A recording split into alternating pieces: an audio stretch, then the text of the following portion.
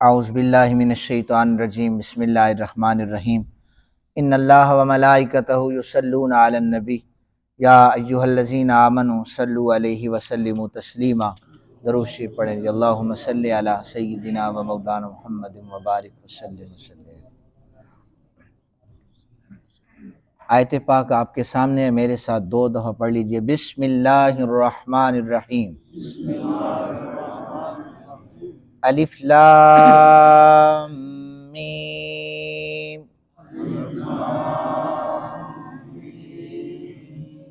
ذالک الکتاب لا ریب فیہ ھدی للمتقین۔ دوبارہ پڑھیے۔ الف لام میم ذالک الکتاب لا ریب فیہ ھدی للمتقین۔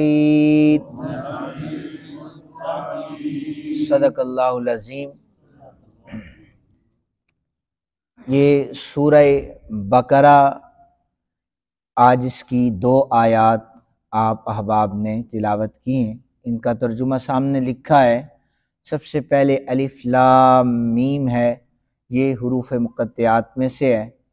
اس کے بعد اللہ وحدہ لا شریک کلام فرما رہے ہیں کہ یہ وہ عظیم الشان کتاب ہے جس میں کسی قسم کا کوئی شک نہیں ہے۔ ھدی للمتقین، اور یہ متقین کے لیے ہدایت ہے۔ یہ کتاب متقین کے لیے ہدایت کا رستہ ہے۔ پہلے میں سورہ بقرہ اس کا معنی بتاتا ہوں۔ بقرہ کا مطلب ہے گائے۔ کیا مطلب ہے؟ بقرہ یہ لفظ غلط ہے، بقرہ اس کا مطلب ہوتا ہے گائے۔ اور اس میں چونکہ گائے کا ذکر بھی موجود ہے اور اس لیے اس کا نام بقرہ رکھا گیا۔ اور ادنا مناسبت سے اکثر جو صورتیں ہیں ان کے نام رکھے گئے۔ نمل چونٹی کے حوالے سے ہے، فیل ہاتھی کے حوالے سے جانوروں کے نام پر ہیں۔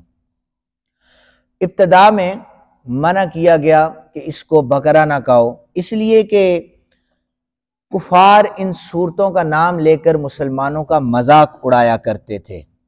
لیکن جب اسلام کا غلبہ ہو گیا، اللہ تعالیٰ نے اسلام کو عروج عطا فرمایا، تو اس وقت نبی پاک صلی اللہ علیہ وسلم نے بخاری شریف، مسلم شریف کی کئی احادیث موجود ہیں جہاں پر جب فضائل بیان فرمائے تو آقا کریم صلی اللہ علیہ وآلہ وسلم نے اس کا نام بقرہ ہی لیا۔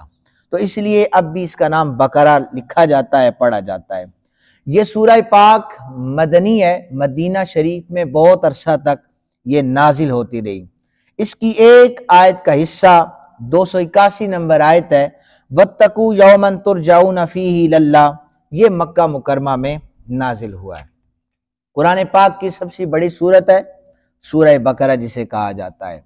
287 آیات ہیں اس میں، اور اس میں آیت الکرسی ہے، انتہائی فضیلت والی آیت موجود ہے۔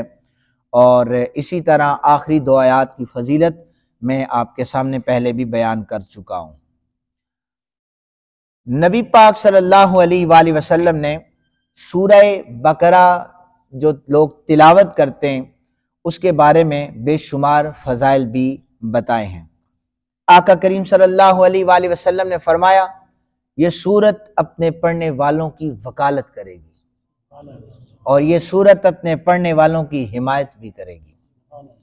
اور فرمایا کہ قیامت کے دن اللہ تعالیٰ ایک مخلوق پیدا فرمائے گا جو بادل صاحبان یا پرندوں کی قطاروں کی طرح ہوں گے، اور قرآن پڑھنے والوں، یعنی سورہ بقرہ کی تلاوت سے آگے فرمایا قرآن پڑھنے والوں اور قرآن پر عمل کرنے والوں پر سایہ کریں گے۔ وہ سایہ کوئی عام نہیں ہوگا۔ جب سورج سوا نیزے پر، یہاں پر جون جولائی میں جب گرمی برساتا ہے، یہ برداشت نہیں ہوتی، سوا نیزے پر جب سورج ہوگا تو قرآن پڑھنے والوں پر یہ مخلوق سایہ فرمائے گی۔ فرمایا الف لام میم، یہ حروف مقطعات کے ساتھ اللہ تعالیٰ نے اس کا آغاز کیا، آپ کے سامنے لکھا ہوا ہے، اور لام کے اوپر اور میم کے اوپر یہ مد ہے، اور اس کو 4 سیکنڈ تک لمبا کیا جاتا ہے، 4 سیکنڈ تک لمبا کیا جاتا ہے۔ میم کے اوپر ایک شد پڑی ہے، بچوں کو پڑھاتے ہوئے ہم ڈبلیو سائن اس کو بولتے ہیں، لیکن یہ شد ہے، یہ ایک لفظ کو دوسرے کے ساتھ ملاتی ہے۔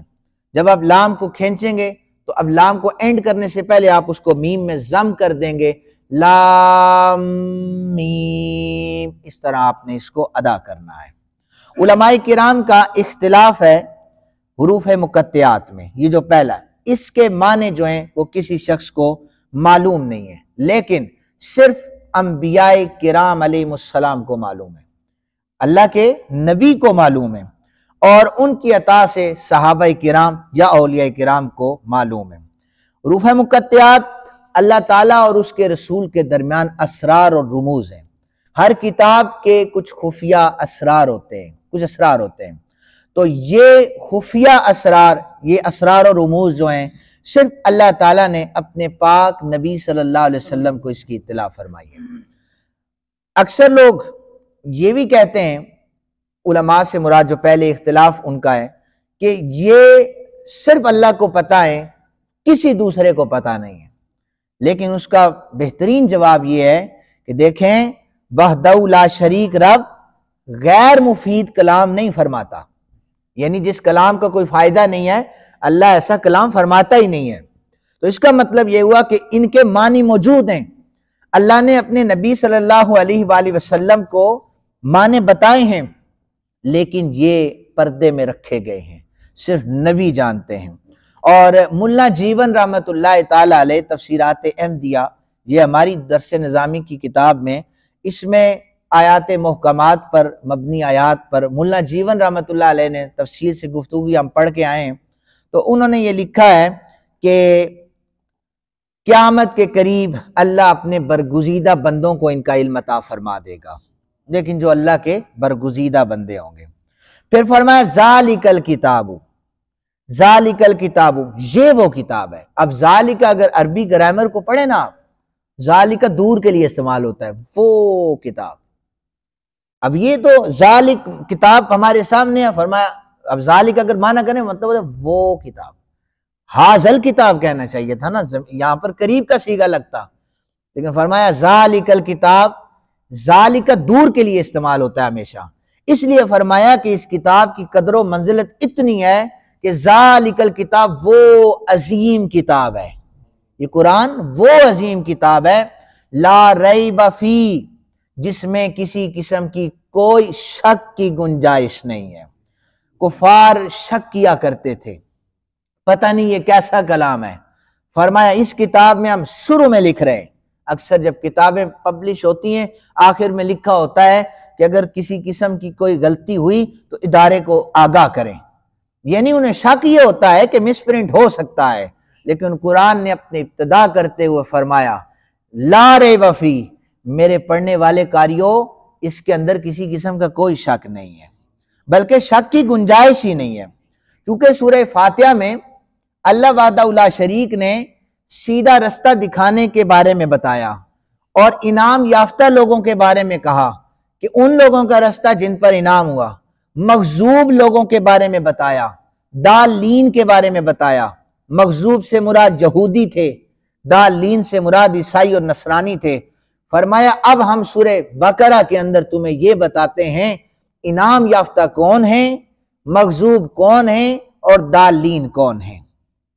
مغضوب لوگوں کی نشانیاں اس کے اندر بیان کی اس سورہ بقرہ کے اندر، اور اسی طرح فرمایا کہ اس سورہ کے اندر کلمہ حق کو سن کر بہرے رہنے والوں کی نشانیاں بیان کی گئی ہیں، اور وہ گونگے ہیں، گونگے لوگوں کی نشانیاں، لیکن حق انہیں آتا ہے وہ بیان نہیں کرتے۔